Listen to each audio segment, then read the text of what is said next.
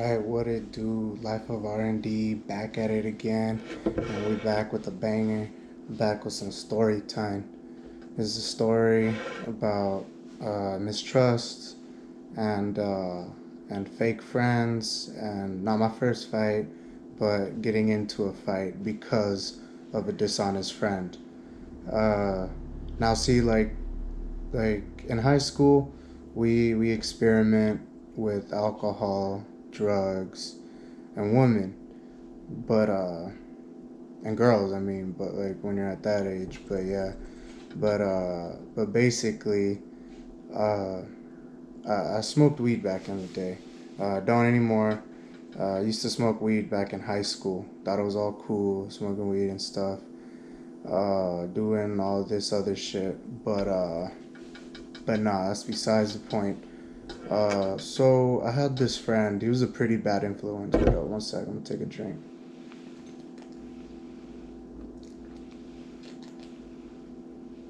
I don't want to say he was a bad influence because we all make our own decisions in life. But he got me into situations that I just didn't ever think I'd see myself in them, in those kind of situations, you know. But basically, we it was in my like peak of smoking weed in high school. It was at my peak in high school smoking weed, and basically, smoke here and there every once in a while. But like this one day, we're just gonna call this fool Big Bob, all right?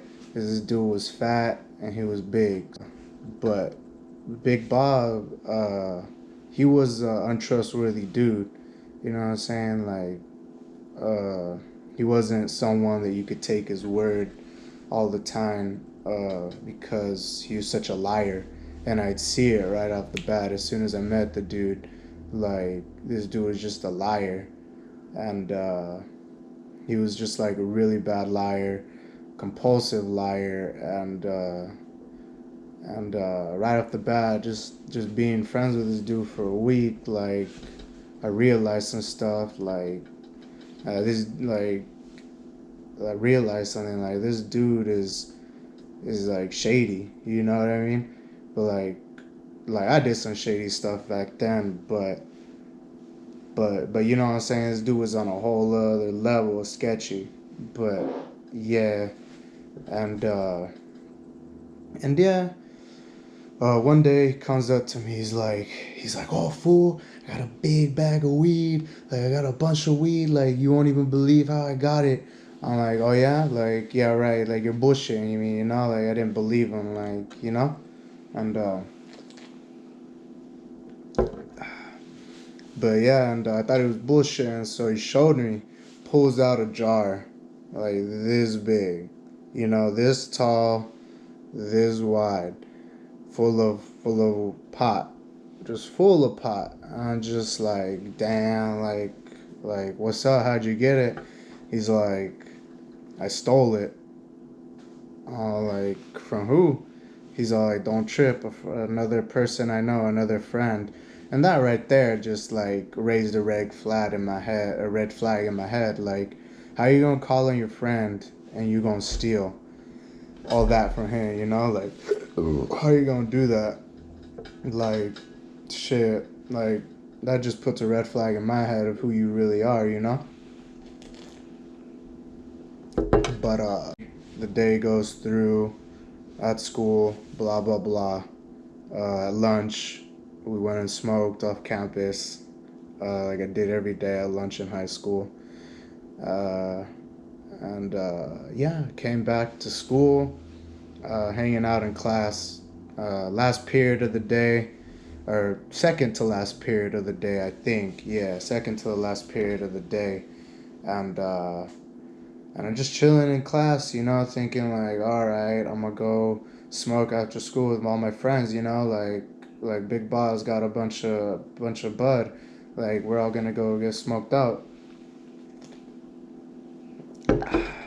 Kid you not, 10 minutes before that second to last class gets out, and the the supervisors, the campus supervisors. We called them narcs back then. You know, the people that drive around on a little golf cart and stuff. Like they came to the class and they're all like, "Oh, could you please come with us?" And I'm just sitting there like what I do, like you know, in my head, but not really saying it out loud. But in my head, I was thinking like I ain't done nothing. I haven't done nothing today. Like what's up? Like you know what I mean? I haven't ditched class. I haven't done none of that stuff lately. So I was really just confused and thinking like what's gonna happen right now? Like what could this even be about?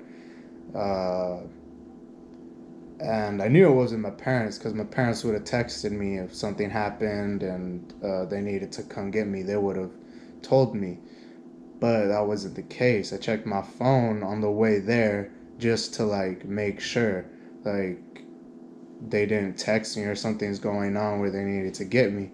So I get up to the office, wait for the principal, just wait like 5 minutes. But mind you, that while I'm waiting, the narcs are sitting with me in the office, like waiting to go see the principal.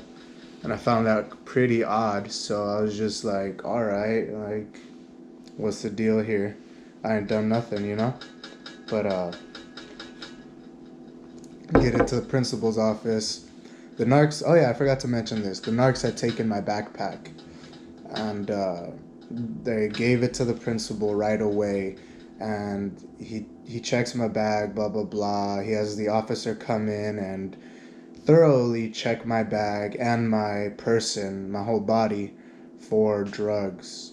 Or they were looking for weed. Come to find out, they tell me the story that's going on. They say, all right, you don't have nothing. Don't worry, you haven't done nothing, but we were just following up on a tip that we heard.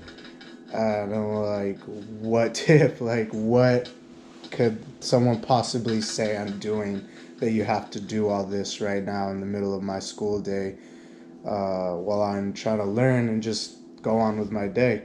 And he's all like, oh, someone said that you and Big Bob uh, are selling pot. I'm just like, I'm baffled. I'm like, excuse me? Like, what'd you say?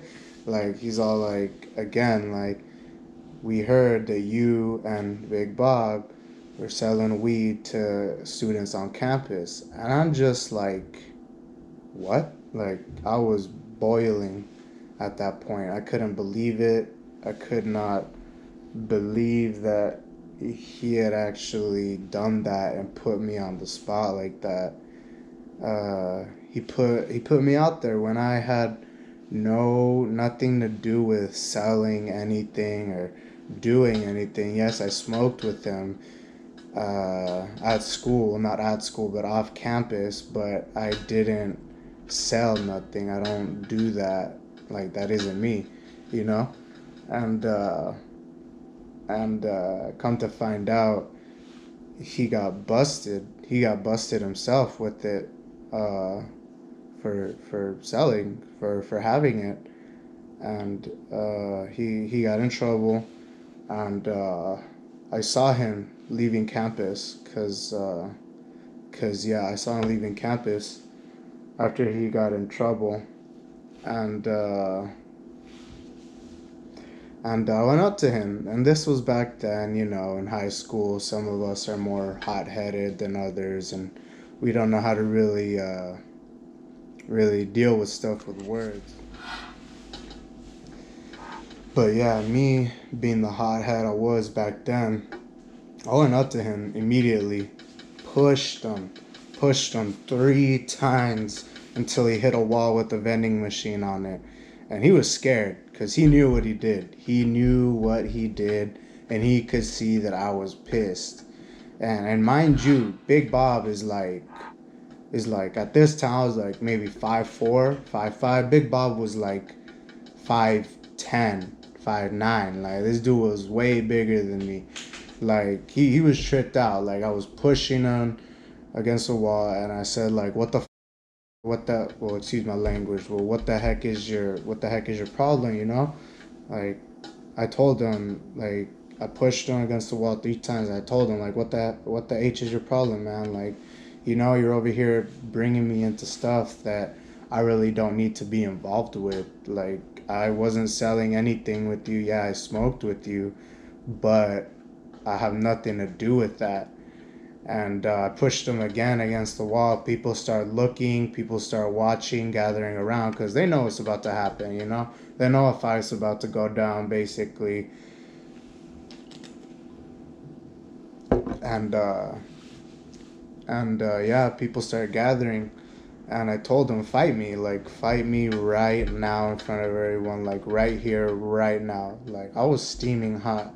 I was steaming hot. My face was red. I was sweating. I was pissed because he made a big old thing, and now the school's gonna have an eye on me when I ain't even done nothing, and they're gonna suspect me for other stuff that may happen in the future. So I'm just pissed that just like I thought of him as a friend, and then for him to do that, to say that I was selling drugs with them, basically like just throwing me under the bus when I had nothing to do with it for no reason.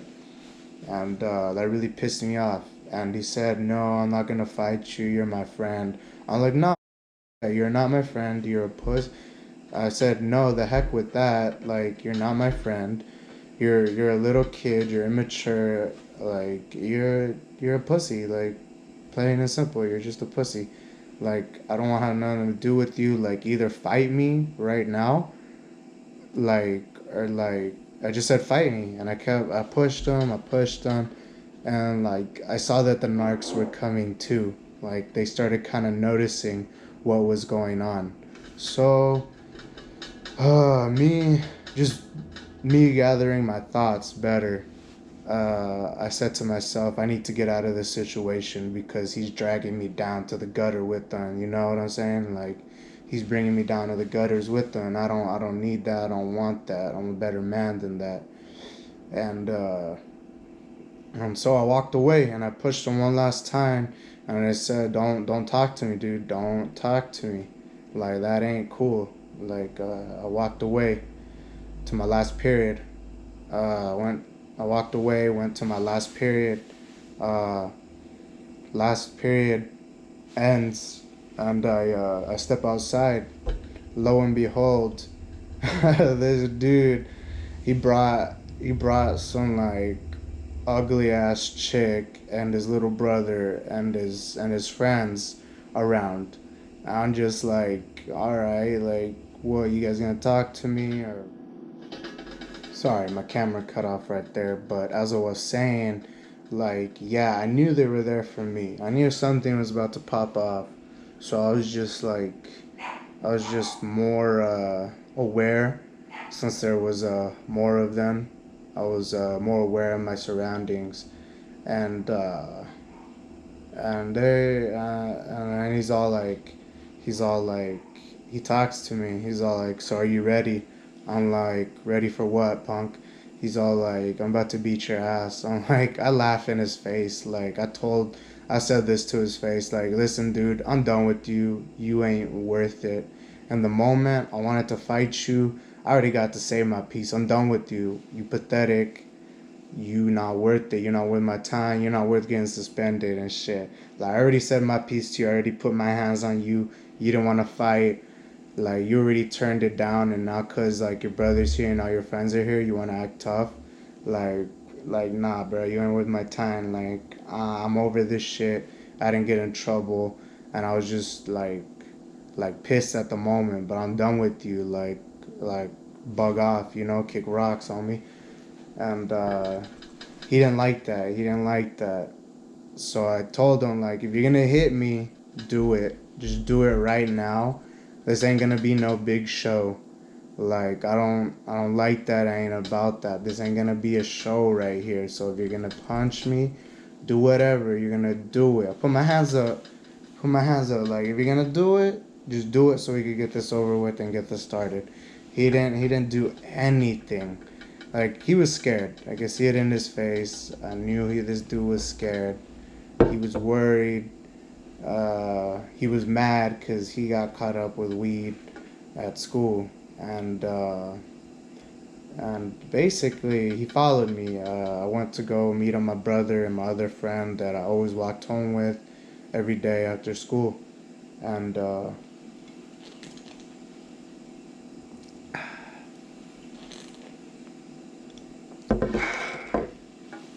so I walk up, meet up with my brother and my friend, and there comes like right behind me basically Big Bob and his friends, and they're all watching and shit. Along the way, he's over here telling people like, "Oh, there's gonna be a fight. There's gonna be a fight." Like if you're real, you're not gonna fight for the clout. You're just gonna fight for your purpose and just get on.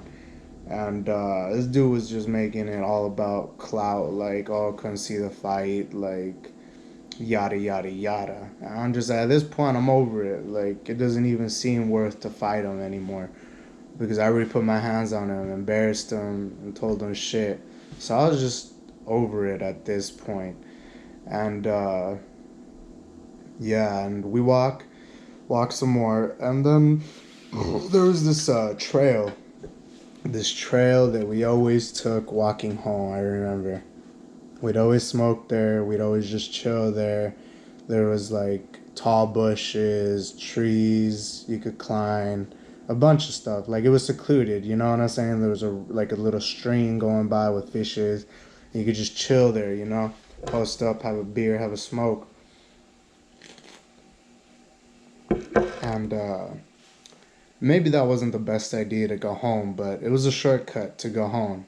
So yeah, it was a shortcut to head home, and yeah, it was a shortcut to get home, and basically, then he starts acting crazy there. Like, he's all like, "Oh, fight me, like right now." And that's when he starts getting loud. Like, that tells me, like, dude, you was too scared to do anything in public. Like, you scared to get caught. You scared to stand up for yourself in that moment. Uh, which speaks about him, like a coward. Like, all right, you want to fight, but you ain't gonna deal with the consequences. Like, you want to be trying to like be slick and act tough behind the scenes, just in front of your friends. Like, all right, whatever. I just ignore him because I'm over it. Dude was so mad that I was ignoring him for a period of time, just walking down the alley while he was walking backwards, talking in my face, talking all that smack in my face. He was so mad that there was an empty 40-ounce bottle laying on the side. He picks it up, breaks it on a stone, and literally holds that stuff up to my face, and I just kind of like brush it away, like, hey, come on, dude, like you bugging too much, like you ain't worth it, like how many times I gotta say it, like you bugging. And then he puts the beer bottle up again in my face, the broken beer bottle up in my face, like, I'm gonna cut you, I'm gonna cut you. I was like, bruh, I don't believe a word you say. You don't do anything you say, so like get out of here with that and knock it out of his hand. And dude got pissed, you know, we'll keep walking, yada yada yada. I'm saying he ain't even worth it, ain't worth fighting for anymore, in my opinion. And yeah, he keeps following me, doesn't lay a hand on me. Uh, doesn't lay one hand on me, but he's just walking backwards as I'm walking forward in the we used to call it the alley. But I just kept walking down the alley. He kept walking backwards in my face, talking all this crap. I'm just like, I'm done. Like, I'm done with you. Like kick rocks. Like, you know, like you ain't with my time anymore. Like, I ain't gonna waste my time on you. I've already spent enough energy. Like, you know. And then I forgot what happened. Uh, and how it led up. But basically, uh, like I said, me being a hothead back then, I just said, all right, I'll give you what you want. Let's fight. Took out my backpack, everything, you know what I'm saying? Took out my backpack, and we squared up. We squared up. And basically, like, yeah, we squared up, started swinging on each other. I got some punches in. He got some punches in. And after a while that we were swinging on each other, just slugging on each other, he's like he does this move like I got him good in the face, like right here on the side of the face. I got him. And dude, like I know that hurt dude a lot. Like I know that hurt dude a lot cuz what? I'm gonna show you what he did cuz this was hilarious. I'm gonna show you. He started doing this. Started bunch of this. Dude had his head down the whole time, swinging. Dude had his dude had his head down, swinging on me like that. You know what I'm saying?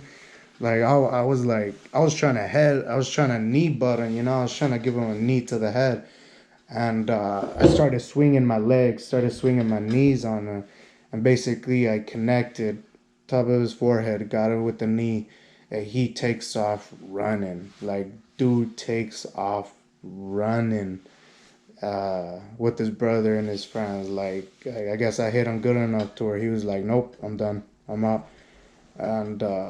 And and we're both pretty bruised up. I had a black eye.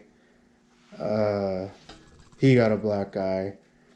I know we slugged each other in the body really good a couple of times. Uh, but uh, but I thought it was over from there. I thought we were done with that whole situation after the fight. I was like, all right. So then hours pass. I go home, try to cover up the black eye because I ain't no snitch. You know, I ain't no snitch. Try to cover up the black eye, put some ice on it. You know what I'm saying? Had some scratch marks on my neck, but nothing too major. You know what I'm saying? Nothing I can't handle. Nothing that can't be fixed. You know.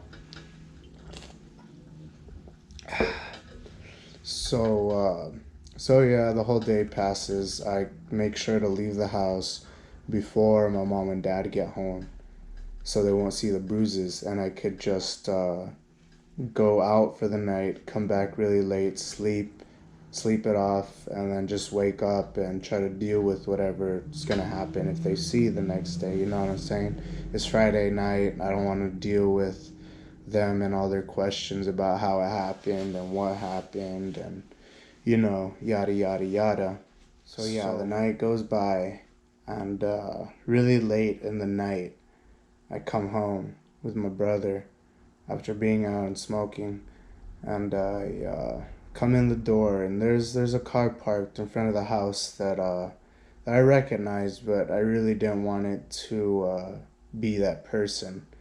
And lo and behold, the funniest part of this story is like he went and told his mom. He went and told his mom and cried to his mom that like, oh, I got in a fight with my best friend, yada yada yada. We got in a fight. Like dude got caught with weed, try to blame me and bring me into it, and then gets mad because I'm mad that he told, and and he wants to fight and all this other stuff, and he goes and tells his mom like dude, like really, like just grow up. Like if you're gonna do stuff like that, stuff in the street that has to do with stuff like that, like you can't be going to tell on someone of what happened. And basically he was crying and really sad that we weren't gonna be friends anymore, and that I'm gonna come beat him up again or do something to him. Like dude was scared. Like dude was legitimately scared.